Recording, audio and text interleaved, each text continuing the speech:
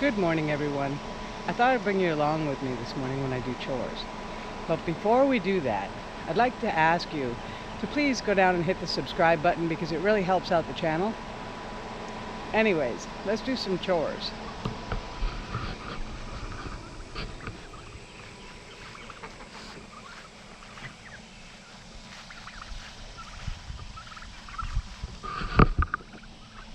The turkeys sure have gotten big, huh?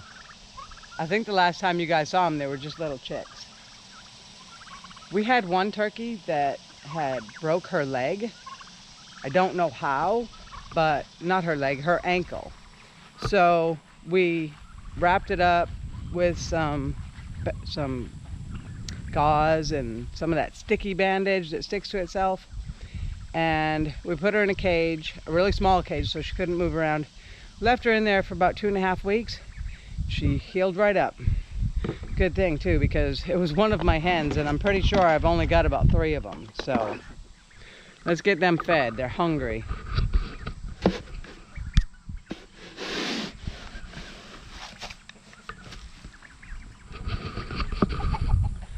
I didn't know the turkeys eat as much as they do. Holy cow, they eat a lot. Of course, they are getting big and there's a lot of them.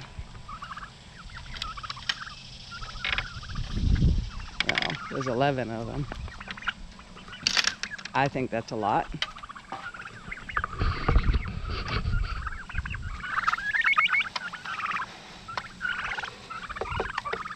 There you go, guys.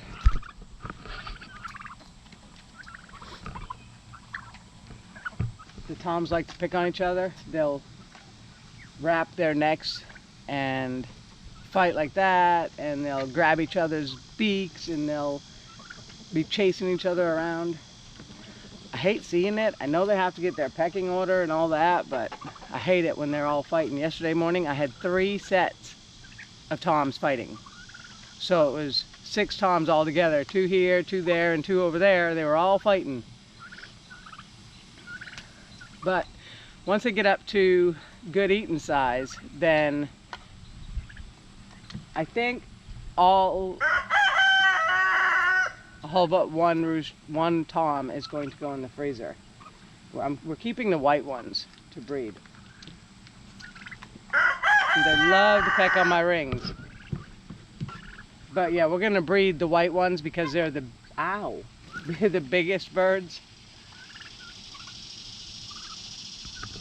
Okay, let's move on.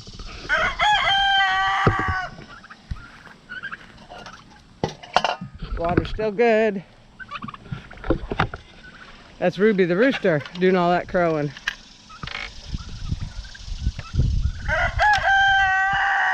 Does that mean you're hungry, Ruby?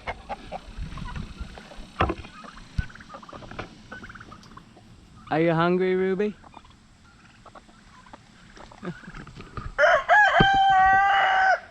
Camera shy. He crows after I take the camera off of him. We got these trash cans at Rural King. They were pretty cheap and they work good for keeping the food dry. But the hen's feed is still in these totes that we had when we moved here. We need to give a little bit to our Gimpy. Gimpy's another sad story. I had tried to put him in with Ruby and his girls. Well, let's go back a little bit.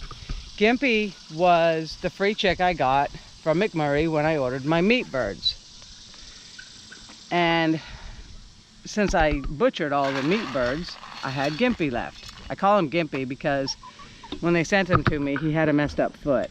It's all curled and... So anyways, so when I butchered the meat birds, I tried to put Gimpy in with Ruby and his ladies, and the next morning they had chewed his head so badly. Let's see if he'll let me get a shot of him here.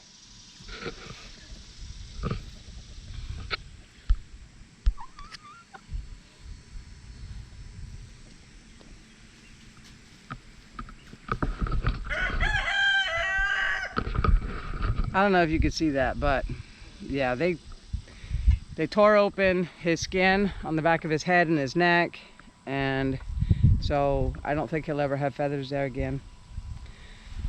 But I put some Neosporin on it, wrapped it up with some bandages the best I can. It's kind of hard to do on the back of a chicken's head. And we kept him inside until it scabbed up. But now I don't know what to do with him. I can't put him in with Ruby and his ladies. Nobody wants a deformed and now featherless chicken on the head. So I don't know what to do with him. So he's in a cage by himself. I mean, he's not miserable as far as I can tell, but I don't know how to make him any happier. Hey ladies, you want to eat?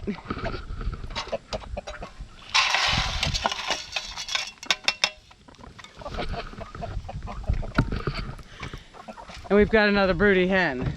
She's not super broody. She goes in, this one right here.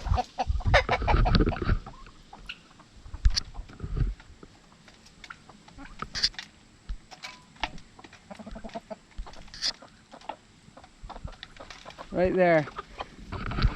That's silver-laced. She'll go into the nest box and she'll sit on the eggs all day, and then she'll come out and eat. And I know that's the way broody hens, you know, they have to come out and eat and drink and poop and all that. She doesn't peck me when I try to get the eggs, so. Ooh. Stood up too fast. But I'm not gonna let her hatch out any eggs. I've had enough of hens hatching eggs. I have two reds, which I think are Rhode Island Reds in here. And they both went broody. So I was like, okay, no problem. I'll let them sit on some of the Americana eggs. So I saved up the Americana eggs for a few days, and I put some under the first one that went broody.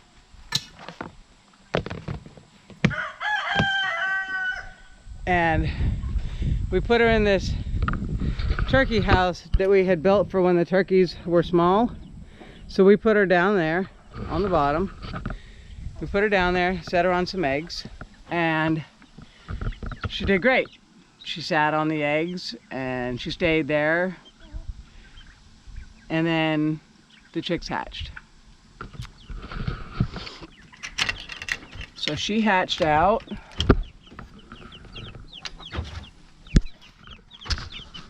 She hatched out 6 chicks.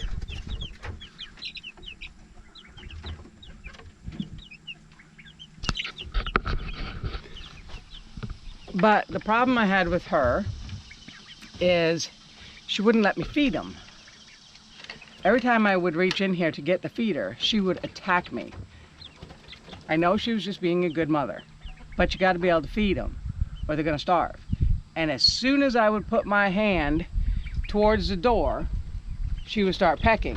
And if I reached in there, she would jump at me with her claws and her beak, and she would literally attack me. I had to put on big welding gloves in order to reach in there to get the feeder.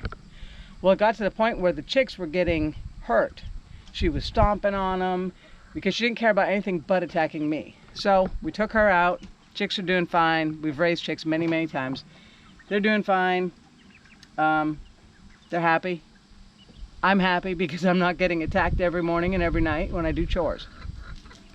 Okay, so then my other Rhode Island Red hen went broody. So I thought, okay, let's try this again. And I gave her some Americana eggs, and we put her on the top. You can see she's not in there. She was a good setter. She sat on the eggs real good. And then it got up to day 19 or day 20. And then we had a problem. I'm gonna have to tell you about that problem in a minute because we still have to go feed the pigs.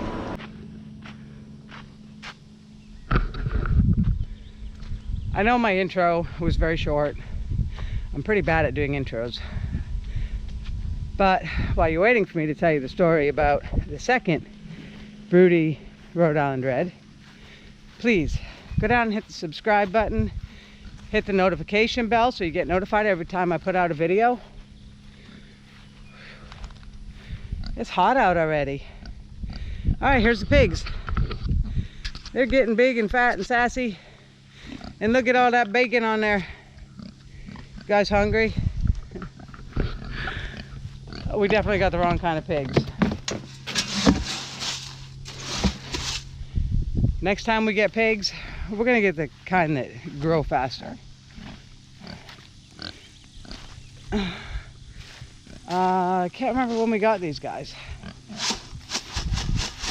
There you go, guys. I've been spreading their food on the ground because I want them to start tilling this up.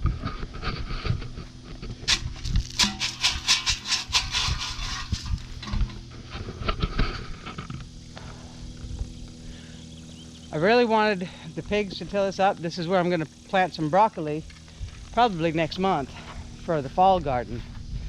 But I was really hoping the pigs would till it up for me first. And then I'm going to add some aged manure and hopefully have them mix that in. But they're not doing a very good job at tilling it. But yeah, so we got these pigs in like January, I think. I don't know, it's been a while. And they have grown, but not very much. They're definitely not a fast-growing pig. So next time we get pigs for the freezer, we're gonna try to find a better breed. Something that, you know, you raise up for 6 months and they're done or something. Okay, so if you've all gone down and hit that subscribe button, we'll get back on the story about these chicks. But let's go to the kitchen where it's a little bit cooler. Okay, so here we are in the outdoor kitchen. It's not really an outdoor kitchen, huh? Because we're indoors. I guess I call it an outdoor kitchen because it's not in my Winnebago. It's not in a house, it's outside. But, okay, so the second broody hen. She sat on her eggs, and she was a lot nicer. I could go in and pet her and feed her, and I picked her up a couple times. I candled the eggs, made sure they were all good. One wasn't fertile, so I took that out. And then day 20, and I thought I'd go check her because they should be hatching the next day. So I went down and I looked, and there was a broken eggshell. I thought, oh great, we're gonna finally have some more chicks. Well, when I looked closer, she had killed that chick. She just totally ate it. I mean, it was still there, parts of it were still there, but she just killed it and ate a bunch of it. And so we needed an emergency solution. Well, back in 2008, I had started myself a bird business called Feathered Friends. And I raised chicks, I hatched chicks, ducks, pheasants, peacocks. So I had bought me these cabinet incubators and hatchers. So here's the incubator, and spin around here. Here is the hatcher. Now, it had been since 2010 that I had used these, because in 2010 was when we left Colorado and we went on the road in our Winnebago. So I hadn't used these in 10 years, and I thought, I'm going to be lucky if they'll even turn on. Forget about working enough to hatch these eggs that had already picked.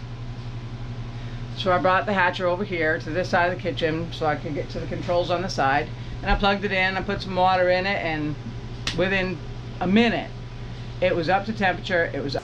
Sorry, my GoPro just totally died. I can't shut it off. It won't restart. I don't know what's the matter with it. Anyways, so within a minute, this hatcher had heated up to 100 degrees and the humidity was way up. Of course, that's not too hard to do when it's 85 degrees in here and the humidity is high. So anyways, let's open this up and see if anything hatched last night.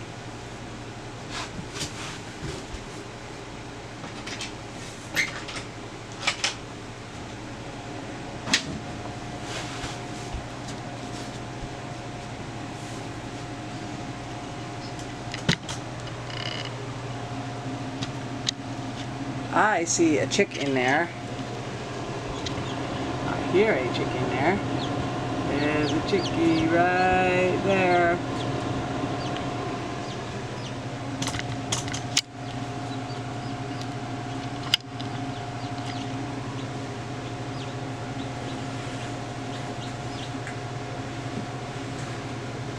Oh, there's two of them.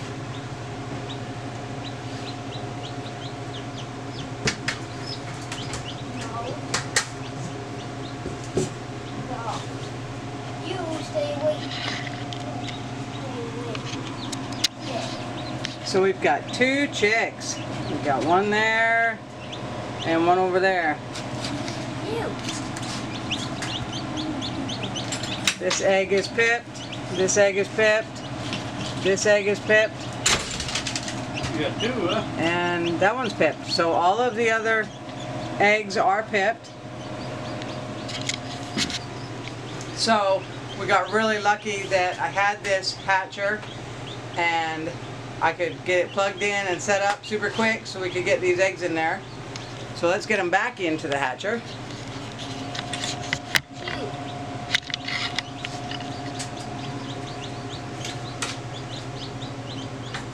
Think the others will be hatching soon? They should be hatching today. Cute. And make your tiny seed.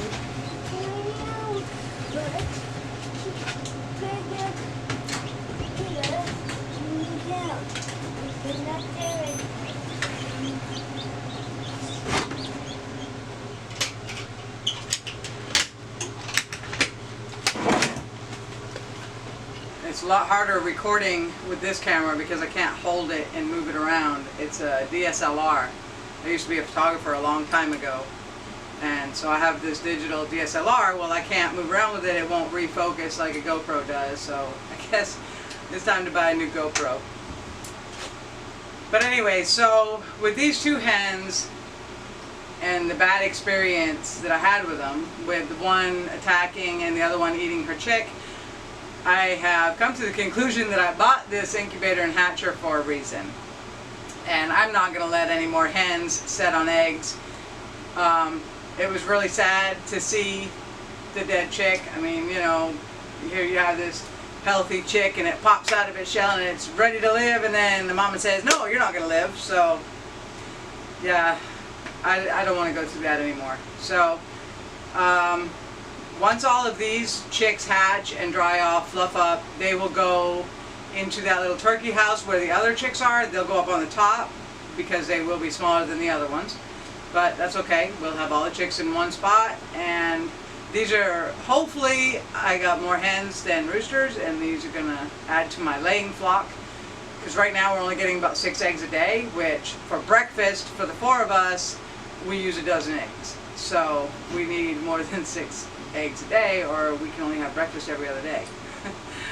So anyways, guys, thank you for watching. If you want to see more on the homestead, whether it be the animals or the gardening or milling lumber for our next building, please hit that subscribe button, hit the notification bell so you get notified every time I put out a video, and we will see you in the next one.